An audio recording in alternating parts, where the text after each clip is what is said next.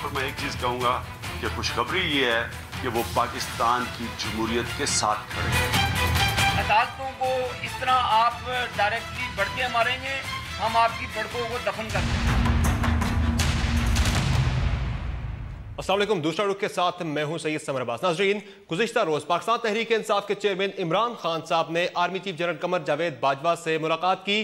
पाक फौज के तर्जमान मेजर जनरल आसिफ गफूर के मुताबिक मुलाकात में इमरान खान साहब ने आर्मी चीफ को उनकी तरक्की और तैनाती पर मुबारकबाद पेश की, जबकि पाकिस्तान तहरीक इंसाफ के तर्जमान नईमुल हक के मुताबिक 1 घंटा जारी रहने वाली मुलाकात में मुल्क की सिक्योरिटी सूरत हाल पर तबादला ख्याल किया गया। और आज इमरान खान साहब ने मुलाकात पर तबसरा करते हुए इसे खुशखबरी के अंदाज में बयान किया।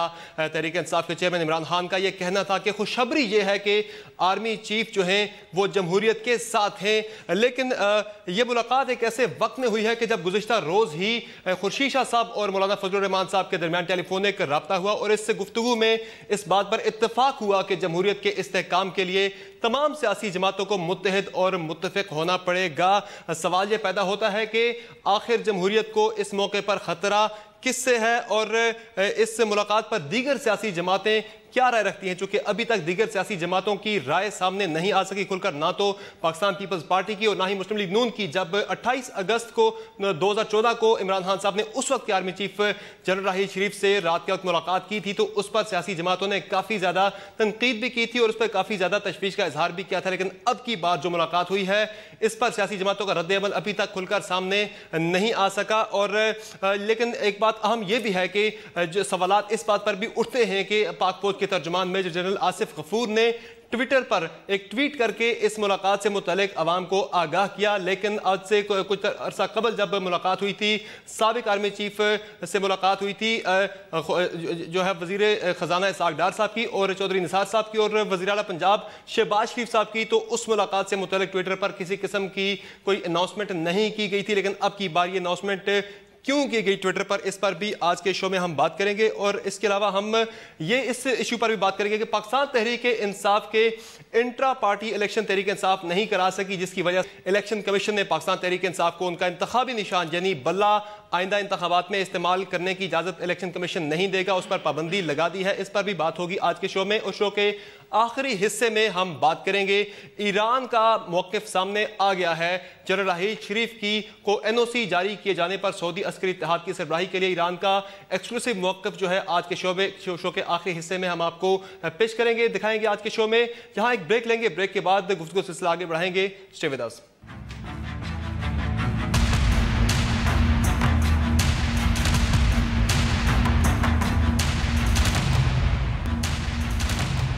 वेलकम बैक नाज़रीन। जिस तरह आपने बात की कि आज इमरान खान साहब ने मुलाकात जो उनकी हुई गुज़िश्ता शब आर्मी चीफ से, उस पर तबसरा करते हुए कहा कि खुशखबरी यह है कि आर्मी चीफ जमहूरियत के साथ हैं।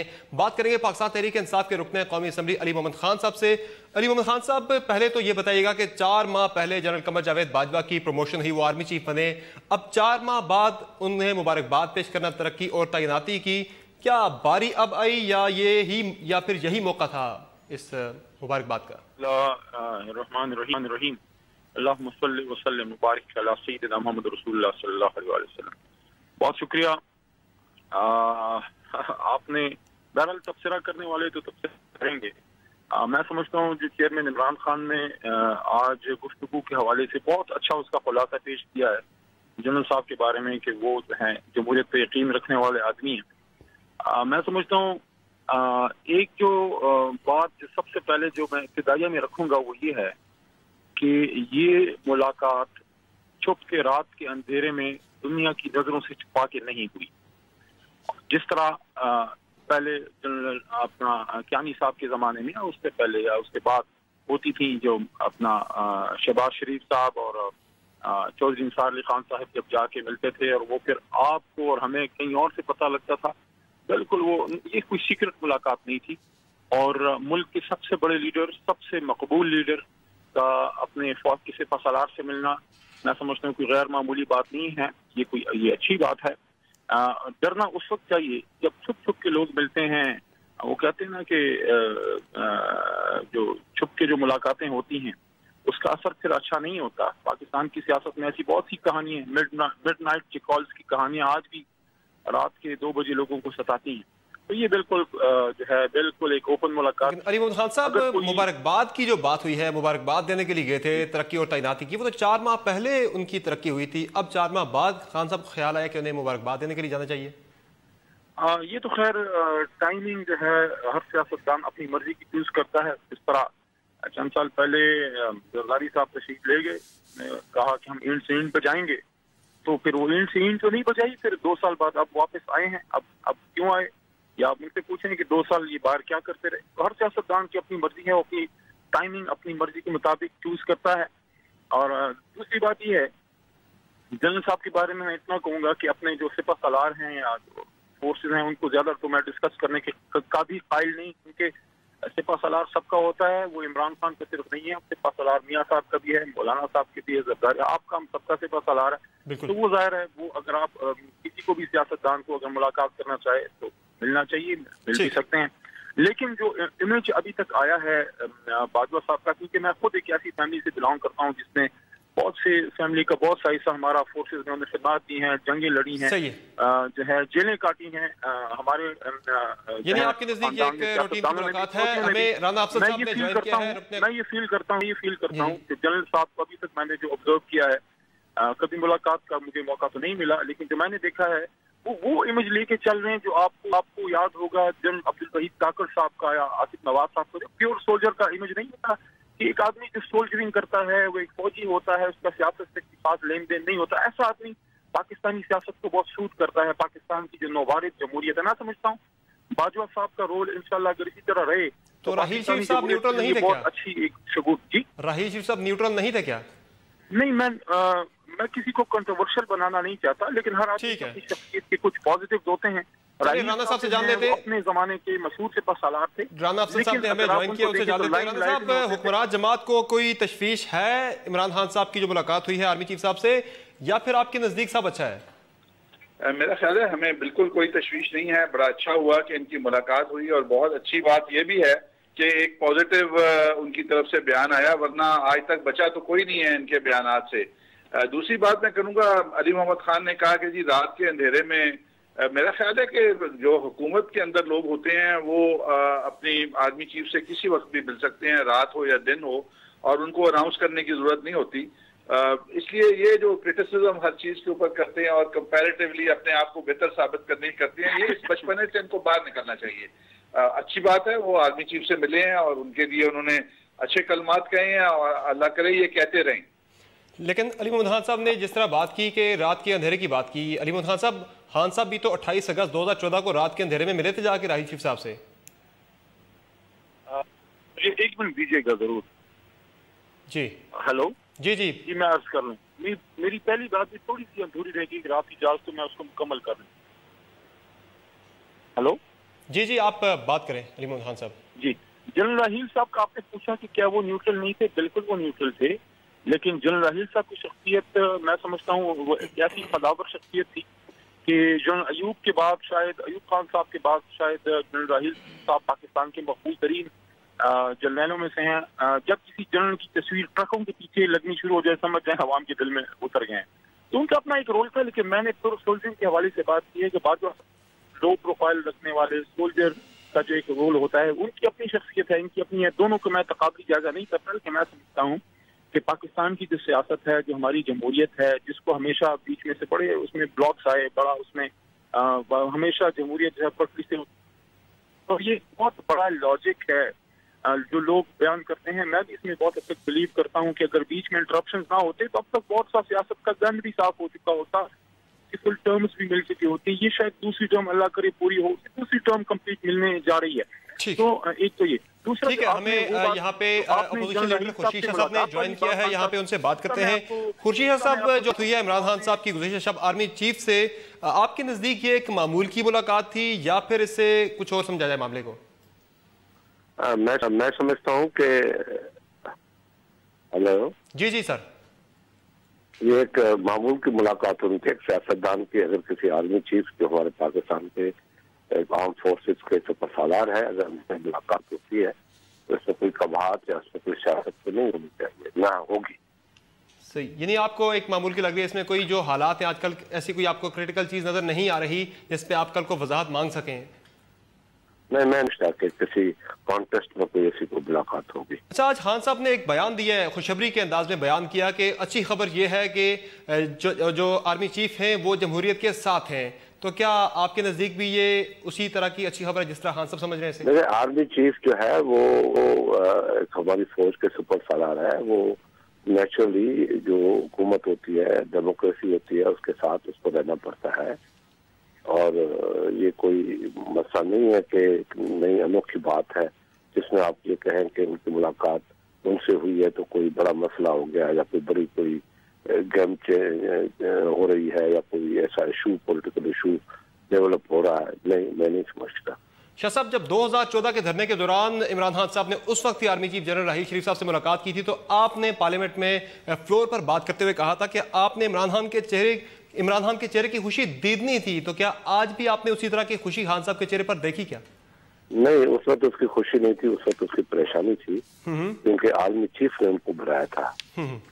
जब मैंने वो इशू उठाया था और मैंने कहा था कि ये कुछ हो रहा है, तो उस वक्त आर्मी चीफ को जब इस बात का मालूम हुआ, इल्म हुआ या पता पड़ा या इस बात को उसने पॉलिटिकली समझा कि ये इशू पॉलिटिकली किसी और तरफ डाइवर्ट हो रहा है, तो उसने इमरान खान को कादरी को मैसेज किया, मिलने के लिए कहा कि आप मिले। और ये दोनों ऑनरेबल जो लीडर साहबान है, ये जाकर उनसे मिले। वो मुलाकात और थी और ये मुलाकात मैं समझता हूँ कोई और है। तो शाह साहब, क्या हालात की मुलाकात है? शाह साहब, क्या जरदारी साहब भी मुलाकात की ख्वाहिश रखेंगे? क्योंकि आज जिस तरह से कहा है इमरान खान साहब ने कि वो जमहूरियत के साथ हैं, तो क्या आपकी क़यादत भी मिलकर ये जानना चाहेगी, अपनी तसल्ली करना चाहेगी? समझ में नहीं आता कि हम ये क्यों कहते हैं कि फलाना भी जमहूरियत के साथ है, फलाना।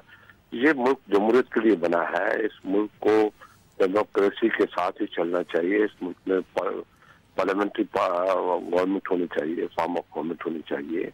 ये अदारे पार्लियामेंट ये एक अदारे हैं और उनको कॉन्स्टिट्यूशन के तहत तसलसल के साथ चलना चाहिए। ये हाँ, इस मुल्क में डिक्टेटरशिप इतनी आई है कि हर इस किस्म की मुलाकात को आदमी किसी और नजर से देखता है, जो नहीं देखना चाहिए। सही। तो शाह साहब, जिस तरह आपने कहा कि ये मामूल की मुलाकात थी, कल को इसी तरह की मामूल की मुलाकात जरदारी साहब भी अगर आर्मी चीफ से करें तो कोई मुजायका तो नहीं? इसमें कोई मुजायका नहीं है, कोई मुजायका नहीं। शाह साहब, कल ही आपकी मौलाना फजल रहमान साहब से टेलीफोन पर बात हुई जिसमें आप दोनों रहनुमाओं का इत्तफाक था कि जमहूरियत के इस्तेकाम के लिए तमाम सियासी जमातों को इकट्ठा होना होगा। क्या आप ये महसूस कर रहे हैं कि अभी जमहूरियत को कोई खतरा है? मेरी बातचीत मौलाना फजल रहमान के साथ नहीं हुई, उससे रब्ता किया। उन्होंने आपसे रब्ता किया था, बिल्कुल, अपने 3 रोज़ा तकरीबात से मुताबिक। मगर मसला ये है कि उनके भाई ने मुझसे दावत दी कि उनका जो 7 साला एक इज्तिमा है, जो 100 साल उसके पूरे हो रहे हैं JEI के, उस सिलसिले में उन लोगों ने दावत दी जो हमने कबूल की और इंशाल्लाह जाएंगे। पॉलिटिकल पार्टीज का एक दूसरे के साथ मिलना, बातचीत जारी रखना एक अच्छी बात है, अच्छी रवायतें हैं, ये कायम होनी चाहिए। शाह साहब, इमरान खान साहब ये तासुर दे रहे हैं आजकल काफ़ी ज़्यादा कि जरदारी साहब का पंजाब में आके बैठना, ललकारना नून लीग को काफ़ी ज़्यादा, शजीब अहमद साहब का वापस आना, उनकी ज़मानत होना, डॉक्टर आसिम की ज़मानत होना। खान साहब ये कहते हैं ये नूरा कुश्ती है, इनकी आपस में डील हुई भी है। इस पर आपका तबसरा क्या है? देखिए, मुझे इमरान को तो कुछ नहीं कहना, तो जो कहते रहे या कोई भी कहता रहे, ये तो सारा सिलसिला जुडिशरी के ऊपर, क्योंकि डॉक्टर आसिम की जमानत भी 6 महीने से बात चल रही है कि उसकी बेल हो जाएगी, आज नहीं होगी, कल होगी, कल नहीं होगी, टाइम मिल रहा था, जुडिशरी ने लिया। और दूसरा, शर्जील की जमानत पहले रद्द हुई हाई कोर्ट में, उसके बाद हाई कोर्ट में टेम्पररी उठाई, फिर हाई कोर्ट देखिए। ये तो इल्जाम सीधा सा जुडिशरी पे लगाया जा रहा है कि वो नूरा कुश्ती कर रही है या किसी डील का हिस्सा है। मैं समझता हूँ ये तो एक कंटेम्प्ट हो रहा है। तो इस पे आप खान साहब पे कोई आपकी तरफ से रद्द-ए-अमल नहीं आएगा? जी, आपकी तरफ से कोई खान साहब के बयान पे रद्द-ए-अमल नहीं है, जो वो बार बार इल्जाम लगा रहे हैं कि नूरा कुश्ती हो रही है, आपस में ये मिले हुए? अभी ना आजकल नूरा है, ना आजकल कुश्ती है, न मैदान है। अब तो इलेक्शन होने वाली है, इंशाल्लाह ये मैदान सजेंगे तो नूरे भी आएंगे, तो कुश्तियां भी होंगी इंशाल्लाह। शाह साहब, शाह साहब फाइनली बताइएगा कि जनरल राहील शरीफ साहब को सऊदी अरब की सरबराही में बनने वाले अस्करी इत्तेहाद की सरबराही के लिए जो पाकिस्तान ने NOC जारी किया है, उस पर तहरीक इंसाफ ने तो काफ़ी ज़्यादा आवाज़ उठाई है। उनका कहना है कि पार्लियामेंट में वो तहरीक के इल्तवा मूव करेंगे और हुकूमत से वजाहत मांगेंगे। पीपल्स पार्टी अभी तक खामोश है इस मामले पर, आप भी क्या वजाहत मांगेंगे पार्लियामेंट में हुकूमत से? मैं समझता हूँ कि इसलिए हुकूमत को पार्लियामेंट में आके, क्योंकि पहली मरतबा हो रहा है कि पाकिस्तान के साबिक आर्मी चीफ को, रिटायर्ड साबिक आर्मी चीफ को किसी भी इत्तेहादी अफवाज का हिस्सा बनाया जा रहा है, जिसमें कम से कम 5 से 6 मुल्क मुसलमान उसमें नहीं है, उस फौज का वो हिस्सा बन रहा है। तो ये जरा कंट्रोवर्शियल बात हो जाएगी और पाकिस्तान जो है इस कंट्रोवर्सी में नहीं जाता तो अच्छा था। तो शाह साहब पार्लियामेंट की करारदाद भी इस पे ऑलरेडी मौजूद है, तो क्या आप तहरीक इल्तवा कोई लेके आएंगे असेंबली के अंदर हुकूमत से वजाहत के लिए? जैसे असेंबली होगी उस वक्त हम फैसला जरूर करेंगे। ठीक है, बहुत शुक्रिया खुर्शीद साहब हमें शो में ज्वाइन नाज़रीन, जहां एक ब्रेक लेंगे, ब्रेक के बाद दीगर मेहमानों से गुफ्तगू सिलसिला जारी रहेगा। स्टे विद अस।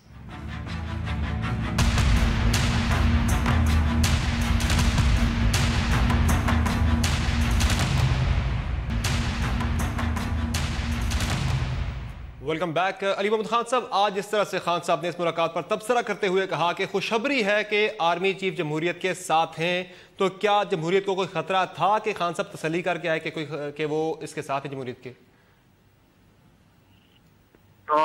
समझ साहब, मेरी बात हमेशा दुरुस्त आ जाती है।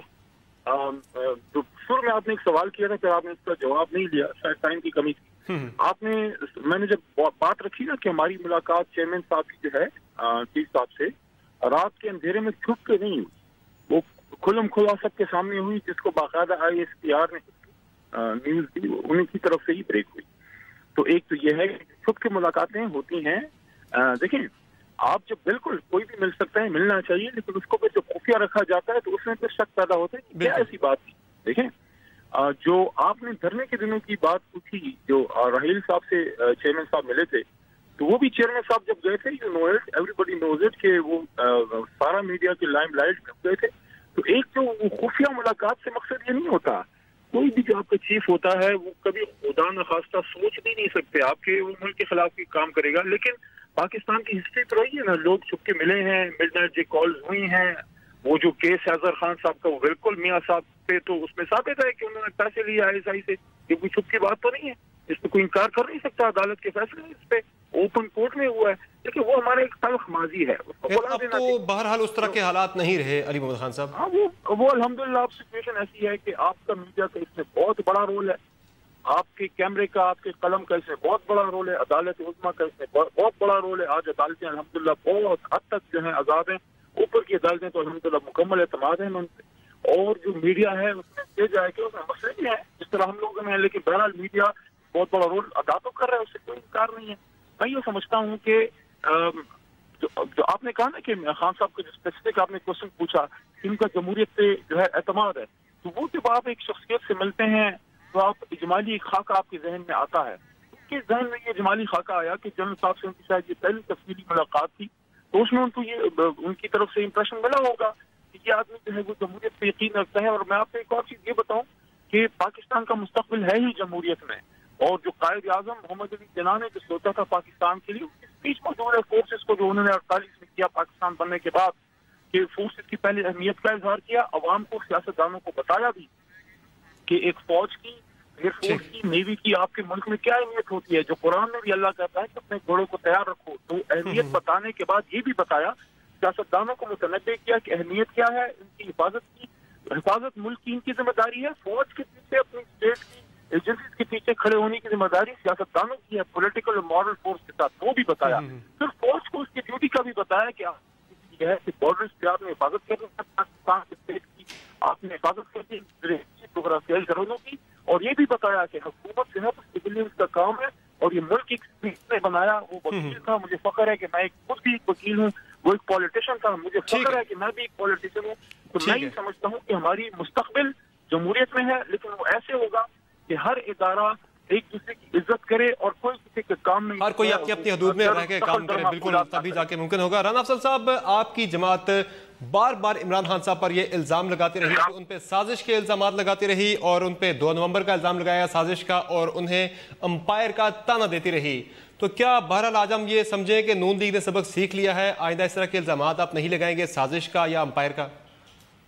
देखिए, हम तो इल्जाम लगाने वाली जमात नहीं है और उस वक्त जब ये धरने में थे तो इनके बार बार ख्वाब देखते थे कि उंगली खड़ी होने वाली है और वो उंगली खड़ी होने वाली बात मंसूब है पाकिस्तान तहरीक इंसाफ के साथ। और जब ये जा रहे थे जनरल साहब से मिलने के लिए, इनके जो खुशियों के हालात थे और जिस तरीके से ये दोनों कजन जो थे जब ये जा रहे थे तो इनका ख्याल था कि ये उंगली खड़ी करवा के आएंगे और पूरी कौम भी यही देख रही थी कि ये उंगली खड़ी होने वाला जो है तो वो उंगली अगर उस वक्त खड़ी नहीं हुई थी तो अब भी खड़ी नहीं होगी।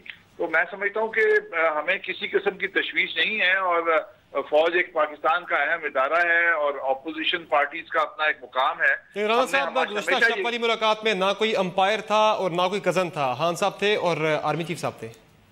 बिल्कुल, और अगर वो जाके कोई अपने एक मुलाकात करना चाहते हैं, अपने लिए कंफर्ट डेवलप करना चाहते हैं या पाकिस्तान की बेहतरी के लिए कोई मशवरा देना चाहते हैं तो हमें इसमें कोई एतराज नहीं है। हमारा खुद आर्मी के साथ पाकिस्तान की तारीख में शायद इतना कंफर्टेबल पॉलिटिकल गवर्नमेंट का और आर्मी के इदारे का रिलेशनशिप आज तक नहीं होगा जैसे हमने पिछले टेन्योर में राहिल शरीफ के साथ काम किया और पाकिस्तान के अंदर सबसे बड़े ऑपरेशन शुरू किए जो तमाम तर साबका हुकूमतें इनको अवॉइड करती रहीं और पाकिस्तान को इस दहाने पे ले आए कि पाकिस्तान जो था वो अपनी कमजोर तरीन हैसियत में सामने आया और एक जरूरतमंदाना इक़दाम था। राहिल शरीफ साहब ने, पाकिस्तान फौज ने कोऑपरेट किया, आर्मी ने वसाइल, पाकिस्तान हुकूमत ने बेपनाह वसाइल मुहैया किए और हमने इसको चैलेंज नंबर 1 दिया और एक नाउमीद पाकिस्तान से एक पुरुमीद पाकिस्तान बना के दिखाया। ठीक है, गुफ्तगू का सिलसिला जरा आगे बढ़ाते हैं। अली मोहम्मद खान साहब, बल्ला छिन गया है पाकिस्तान तहरीक इंसाफ से। इलेक्शन कमीशन ने आपको महरूम कर दिया है आपके इंतखाबी निशान से,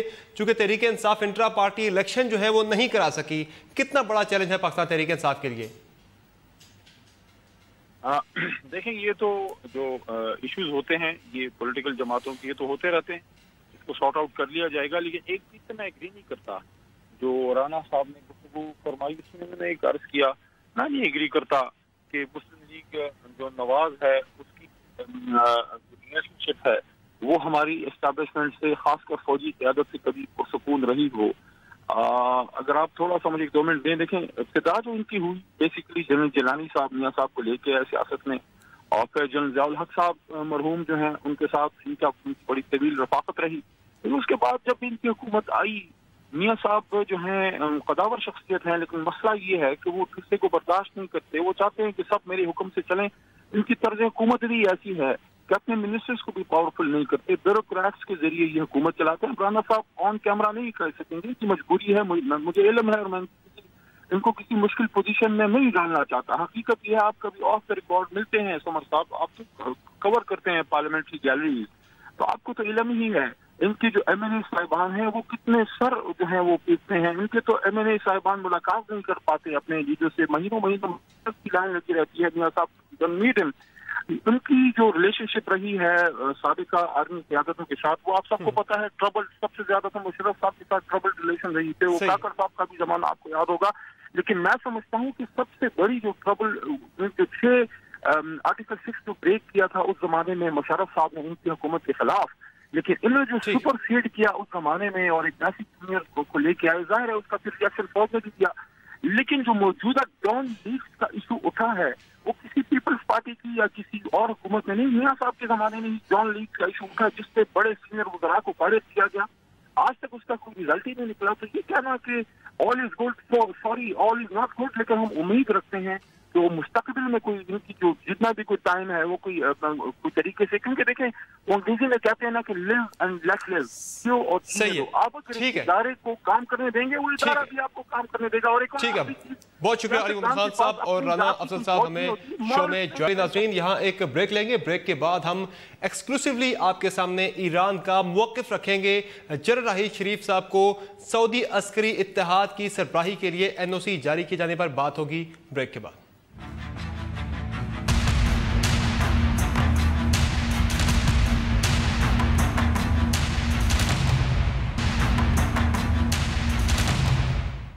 वेलकम बैक नाज़रीन। गुज़िश्ता हफ्ते हुकूमत पाकिस्तान ने साबिक आर्मी चीफ जनरल राहील शरीफ को सऊदी अरब की सरबराही में बनने वाले इस्लामी अस्करी इत्तेहाद की सरबराही के लिए NOC जारी कर दिया है, और जिस पर पाकिस्तान भर में काफ़ी ज़्यादा डिबेट हुई। इस मामले पर कई सियासी जमातों ने अपने तहफ़्फ़ुज़ात का इजहार भी किया इस पर, लेकिन ईरान जो कि एक बरादर इस्लामी मुल्क है, पड़ोसी मुल्क भी है, पाकिस्तान का इमीडिएट नेबर भी है, ईरान पहले इस इत्तेहाद से मुताल्लिक़ अपने तहफ़्फ़ुज़ात का इजहार तो कर चुका है, लेकिन पाकिस्तान का इस इत्तेहाद का हिस्सा बनना और जनरल राहील शरीफ को NOC जारी करना, इस पर भी ईरान ने सख्त तशवीश का इजहार किया है। ईरानी मौक़िफ़ जानने के लिए हमने गुफ्तगू की है ईरान के सफ़ीर मेहदी हुनरदोस्त से।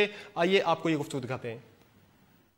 Does Iran support government of Pakistan's decision to grant NOC to former Army Chief General Raheel Sharif as head of the Islamic Military Alliance to fight terrorism? Bismillah ar-Rahman ar-Rahim. Assalamu alaikum to you and our brothers and sisters in Pakistan. For many times, our friends here, they ask me about this issue. As we announced officially our position regarding to this matter, of course, without any interference to the relation and to the internal affair for our Pakistani brothers and country here, but something that we announced very clearly, very apparently, that we are anxious and we have concern about this issue, that we believe that maybe it impact to the unity of the Islamic countries. So do you have concerns regarding issuance of NOC to General Raheel Sharif by the government of Pakistan to head this military alliance? Of course. We believe that, of course, according to the experiments that we have from the wise leaders in Pakistan, that they took very, very good stance regarding to the Yemen issue, and we said thanks to our brothers in Pakistan because of their very good and fair stance regarding to not interfere in the Yemen, because as a member, Iran as a member of the Islamic countries and the Islamic families, we are so concerned about that, any new flare up in this regards. And so according to the potentials that Pakistan has as a big member and the neighboring country and very conducive, friendly, brotherly country with us, we expect to our brothers that they come to the matter fairly. There is an impression that the government of Pakistan consulted Iran before taking this decision to issue NOC to General Raheel Sharif. Is that true? In many functions and opportunities, and the Pakistani brothers, they talked about the issue to Iran, but it's not meaning that Iran accepted and Iran is convinced about it. So as you said that you have concerns regarding the appointment of General Raheel Sharif, so did you convey these concerns to the government of Pakistan? We conveyed, and we said that according to the potentialities that Pakistan has as a member, a big member of the Islamic society, Islamic countries, we expect that the Pakistan try the best for overcome to the tensions, not coming as a member that comes to one side. Do you agree with the impression given by Pakistan's National Security Advisor, General Nasir Janjua, that Raheel Sharif's appointment as the head of this military alliance will help reduce friction and differences among the Islamic countries? We should wait and look to the future. We cannot say approve it, and we cannot say deny it and reject it. Does Iran government wish to be part of the IMF, this military alliance, at any stage, or it is a closed option for you? Iranians? Yeah, you mean, for Iran. Many times we announced our clear stance and position regarding to the issue that Iran cannot be member of any coalition. We believe that the only way is for the overcoming to any conflict and any tension in the region is coming to all of the members, they comes together. It is personally my belief that Iran will not accept this proposal if we receive it. Of course, we haven't received any proposal, but we believe that any coalition as like as this, Iran not coming to the member. जी, आपने गुफ्तगू मुलाहिजा की ईरानी सफ़ीर महदी हुनदोस्त की, जिनका यह कहना है कि हुकूमत पाकिस्तान की जानिब से जनरल राहील शरीफ को NOC जारी किया गया है। इस पर उन्होंने तशवीश का इजहार किया है और साथ ये भी उन्होंने बताया कि पाकिस्तान ने जनरल राहील शरीफ को NOC जारी करने से पहले ईरान को एतमाद में लेने की कोशिश की थी। ईरान से ये मामला डिस्कस किया था, लेकिन इसका मतलब हरगिज़ ये नहीं कि ईरान इस पर मुतमिन है या फिर ईरान ने इस फैसले को कबूल किया है। साथ ही ये भी कहा ईरानी सफ़ीर ने कि हुकूमत पाकिस्तान का जो फैसला था यमन क्राइसिस में ना जाने का, वो बड़ा ज़बरदस्त फैसला था, बड़ा वाइज डिसीजन था, लेकिन अब हुकूमत पाकिस्तान को इस मिडिल ईस्ट के क्राइसिस पे एक न्यूट्रल रोल प्ले करना होगा, जिसके लिए ईरानी सफ़ीर का कहना है कि वो एक्सपेक्ट कर रहे हैं कि पाकिस्तान इस पे एक न्यूट्रल रोल प्ले करेगा। और ईरानी सफ़ीर ने यह भी आज कंफर्म किया कि हुकूमत पाकिस्तान ने उनसे मुशावरत की थी जनरल राहील शरीफ को NOC जारी करने से पहले, लेकिन उन्हें यह फैसला कबूल नहीं है। ईरान जो है वो ये समझता है कि इस्लामी अस्करी इत्तेहाद जो है इससे इस्लामी ममालिक के दरमियान जो इत्तेहाद है वो मुतासिर हो सकता है। ये कहना है ईरानी सफ़ीर महदी हुनदोस्त का। और ईरानी मौक़िफ़ आज सामने आया है कि ईरान ने तशवीश का इजहार किया है जनरल राहील शरीफ को हुकूमत पाकिस्तान की जानिब से NOC जारी किए जाने पर। और ईरानी सफ़ीर का यह कहना है कि उन्होंने अपनी तशवीश से हुकूमत पाकिस्तान को आगाह कर दिया है। नाज़रीन, आज के शो में इतना ही, इजाज़त दीजिए, अल्लाह हाफ़िज़।